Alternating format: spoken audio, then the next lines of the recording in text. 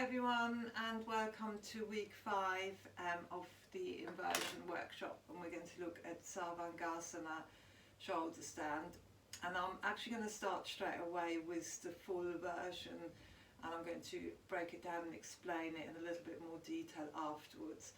And that's partly because my housemate is going to do a little trick which then illustrates a point I'm trying to make, which is all to do with trying to lift out of the spine, so there should be no weight on the spine.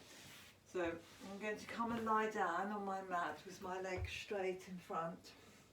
I'm going to lift my legs up and over into Halasana, and then draw the arms and shoulders closer together, and then spinning the hands as high up the back as I can. Reach the legs up,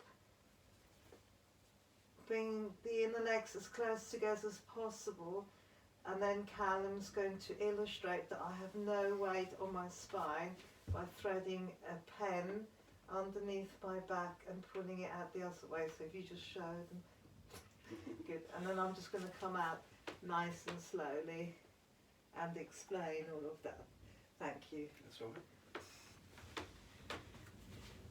Right, so basically this is a method that I feel is the safest method because there's no weight on the neck or the upper spine. Now I know there's many different ways of teaching shoulder stand, and I'm not saying that my way's the right way or the only right way.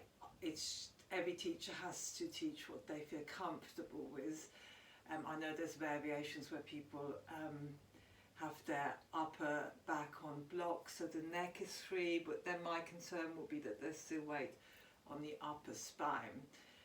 Now, before it's possible to do what I've just done, and there's two aspects to that, and it really brings us back to the very beginning, so week 1 when you got that video with all the prep work. And there's two things that are really important there. One is the ability to bring the shoulders really close together, squeeze the shoulder blades together. Now, if that's not possible, so it's really coming really close in, then this would be something that I would like you to keep practicing. And all the shoulder openings will help. So this will also help to open the shoulders, for example. Now, there was a very specific exercise we did in week 1, which is called Sarvangasana, which is a really nice way to work that shoulder opening very specifically for a shoulder stand. So this is where you bring your feet hip width apart, shorten the distance between your feet and your body as much as you can, slowly uncurl the spine bit by bit, wiggle the arms and shoulders closer together underneath the back, and then see if you can lift the hips a little bit higher. Good. So this is a really good way to practice that opening for Sarvangasana. So you're doing exactly the same prep work that you do right at the beginning of shoulder stand, really bringing the shoulders, arms close together underneath the back. Now the other one that's really important is the ability to lift the lower body with ease. So your lower body lifts. Now, this looks easier than it is, which I'm sure most of you have realised. I wouldn't like someone to come into shoulder stand if they have to push themselves up like this. Now if you need to push yourself up a little bit, that's fine, but the more control you have, the safer the pose. If you're heaving yourself up and you haven't got the shoulder opening, it's likely that you A, haven't got the inner body to support yourself in this inversion, to stabilize, to support, and B, you're going to be on your upper spine and possibly even your neck. There's a lot of teachers who don't teach shoulder stand anymore because it's a risky pose. When I'm in a general class where I'm not 100% sure or not too sure that people are comfortable with shoulder stand, but I would like to introduce the pose because there's so many benefits from the pose. It's an inversion, and we've talked about the benefits of inversions, but with this particular inversion it's also a very calming inversion, whereas headstand, handstand and forward balance tend to be more energizing. So energetically it's very different. So one way that I quite like to work this in a general class is again for people to come into this bridge pose position with a brick or something similar nearby. Again, setting up in the same way as normal, and then slowly uncurling the spine and bringing the brick underneath the sacrum, probably sideways, but it could be flat. And if someone's really flexible, it could be in an upright position. So I'm going to go for an upright position, and then you would extend one leg up and then the other leg up.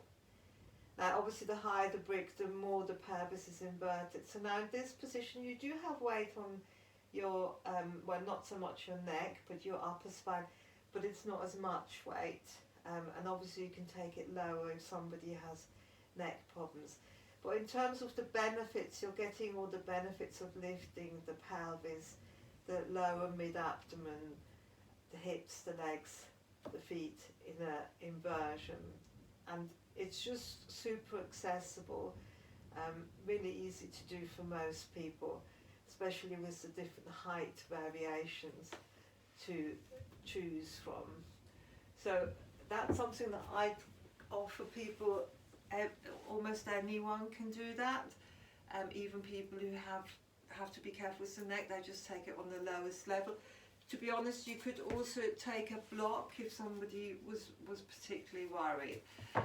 Now one of the things that I want to mention is that you mustn't turn your head when you're in that flexion. So there's quite a strong flexion at the neck, and the neck is vulnerable, so you want to just, sometimes it's tempting when the teacher talks to look, but you don't actually have to look. The teacher is supposed to explain everything well enough so you can just focus inwards and follow the instructions.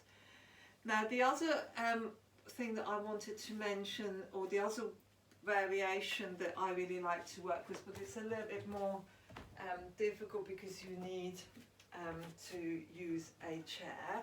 Now, I've got a Iyengar yoga chair. It doesn't have to be an Iyengar yoga chair. It could be any chair. What's important is that you place the chair on the mat. You don't want it to slip away.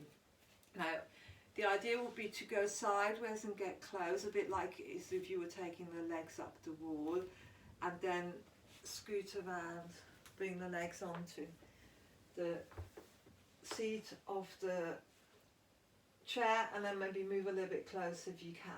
Really important, the hands hold on to the legs of the chair, and then if you can walk the feet back. Sometimes that's difficult, so the feet can be on the seat, but it's quite nice to have the edge of the seat, and then see if you can just lift the pelvis. So I know I was turning my head, so don't do that. It's just my habit of wanting to look at you when I talk to you. So here, you could stay here, or you could maybe raise one leg, maybe the other. And some people might find that this gives them enough space to bring the arms and shoulders a bit closer together, bring the hands on the back, and then maybe from here come into shoulder stand. So it can be a sort of an in-between modification that gives you just a little bit more space for the upper back to lift, so that you can draw the shoulders and arms closer together. So that would be another variation. There is a variation where you can use a belt to keep the arms together underneath the back. I'm not that keen on that variation. I'm more than happy if people like to do that. It's not something that I teach or practice. I feel it's much better to work the shoulder openings and the arm openings before you actually even come into shoulder stand. Now obviously the other variation that you're commonly given, especially if you're not able to take inversions, for example if you're on your period, or for any other reasons, would be just to take the legs up the wall. Now I'm not near a wall, so I'm just going to pretend this is a wall. So imagine this is sort of a wall here. Again, starting off sideways allows you to go a little bit closer, and then you would literally just put your legs up the wall. Again, great way to invert the legs, and then you can have a little play. Sometimes it's nice to take the legs wide and you could also work with Baddha Konasana, bring the soles of the feet together, so imagine the feet would be on the wall. Good, so I'm just going to go on to a couple of variations if shoulder stand is an easy pose for you, so progression. The first one I'm going to do, or I'm going to start with, is I'm going to come from bridge pose into shoulder stand. Now this is hard. It looks easy, but it's quite hard. You have to have quite a good back bend to bring the hands into position under the back. And then I'm just going to have a little play whilst I'm in shoulder stand. So coming to lie flat on the mat, shortening the distance between the feet and the body as much as you can. Slowly uncurling the spine bit by bit, swiggling the arms and shoulders close together, and then see if you can bring your hands underneath. Really it's your lower back towards your sacrum. And see if you can lift one leg, then the other, and then turn the hands the other way. Lift higher, try and lift out of your spine, and then you can have a little play. Maybe bring one foot down, extend the opposite leg back. Maybe the other side. Maybe a little Garudasana, legs for a nice squeezing of the inner legs. So there's lots of different ways that you can work shoulder stand. Splits. Good. Now normally, so if shoulder stand is a good pose for you, you would take, say, between 10 and 25 breaths here, and then you would come into Halasana. Now for Halasana, ideally the legs are straight. You can then interlace the fingers and push the arms into the mat. Come onto the tops of the toes. Knees can be bent if that's necessary. For those of you quite flexible, keep the legs straight and see if you can literally just hover the big toes off the mat, or keep them lightly on the mat, so you could feel like you could immediately lift them again. Again, between 10 and 25 breaths. And then commonly we bring the knees to the ears, so I'll say that before I do it.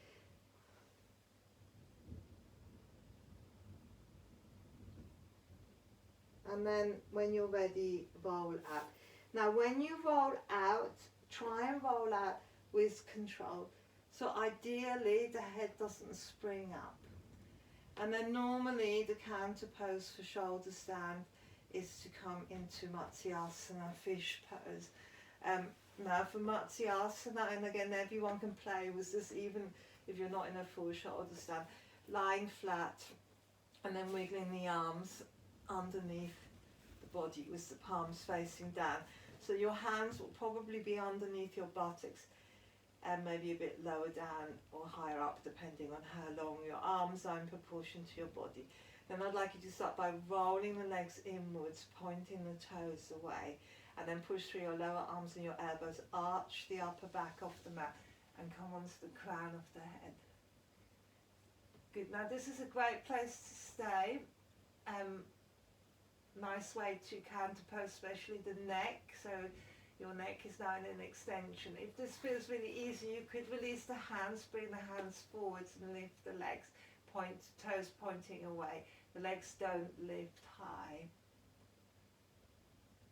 And to come out, the idea will be just to slide straight. And then maybe hug the knees into the chest. Good. I'm just going to show you one more variation and I'm going to come straight into it, which is, so if I come back into my shoulder stand, just to bring the legs in lotus. So if you bring the right foot in first, maybe then the left foot. Then stay here and push the knees up.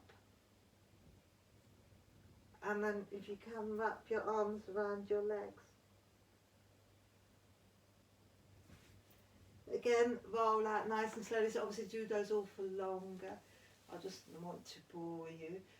And then see if you can keep your legs in lotus, arch the upper back and come into Matsyasana with the legs in lotus.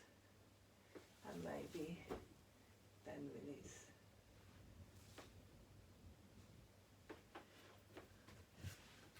So I hope there's lots here, or enough for everyone to have something to work with. Remember, really important to keep the neck, the upper spine and the neck safe.